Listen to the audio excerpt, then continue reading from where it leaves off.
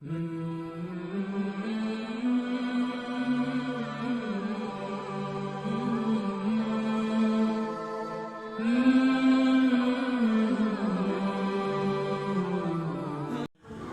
ابو عاصم نے اپنے دادا حکیم رضی اللہ عنہ سے حدیث بیان کی کہ میں نے رسول صلی اللہ علیہ وسلم سے پوچھا بھلائی اور خیر خواہی سب سے زیادہ کس سے کروں؟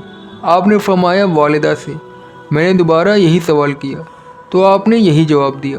پھر میں نے تیسری بار سوال کیا تو آپ کا جواب یہی تھا، لیکن جب میں نے چوتھی مرتبہ سوال کیا تو آپ نے فرمایا کہ سب سے زیادہ خیر خواہی کا لائق تمہارا باپ ہے، اور پھر درجہ پہ درجہ قریبی رشتہ داروں سے خیر خواہی کرتے رہو۔ حضرت ابن عباس رضی اللہ عنہ سے روایت ہے کہ ان کے پاس ایک شخص نے آ کر بتایا، میں نے ایک عورت سے نکاح کرنے کے لیے کہا تو اس نے انکار کر دیا، لیکن ایک اور آدمی نے اس سے نکاح کرنے کے لیے کہا تو فوراً نکاح کے لیے تیار ہو گئی۔ مجھے اس بات پر غیرت آئی تو میں نے اسے قتل کر دیا۔ اب آپ بتائیں کہ میری یہ توبہ کی صورت نکل سکتی ہے؟ حضرت ابن عباس رضی اللہ عنہ نے اس سے پوچھا، تمہاری ماں زندہ ہے؟ اس نے کہا نہیں۔ حضرت عبداللہ رضی اللہ عنہ نے کہا، تو پھر تم اللہ سے توبہ کرو اور معافی مانگو، اور جس قدر ہو سکے اللہ کے قریب ہونے کی کوشش کرو۔ راوی کہتے ہیں، میں نے ابن عباس رضی اللہ عنہ سے پوچھا، آپ نے اس آدمی سے اس کی ماں کا کیوں پوچھا تھا؟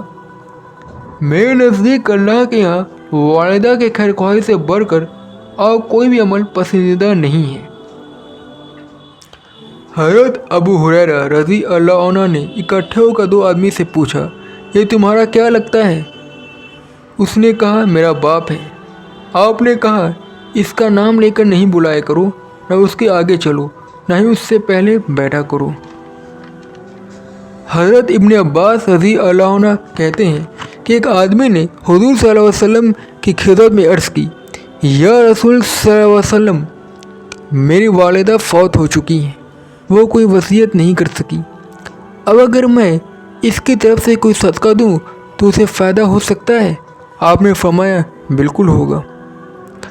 حضرت عبداللہ بن عمر رضی اللہ عنہ کہتے ہیں کہ رسول صلی اللہ علیہ وسلم نے فرمایا، والدین کو گالی دینا کبیرہ گناہوں میں سے ایک ہے۔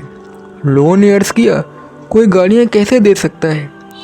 آپ نے فرمایا، جب وہ کسی کو گالیاں دے گا تو وہ بھی اس کے والدین کو گالیاں دے گا۔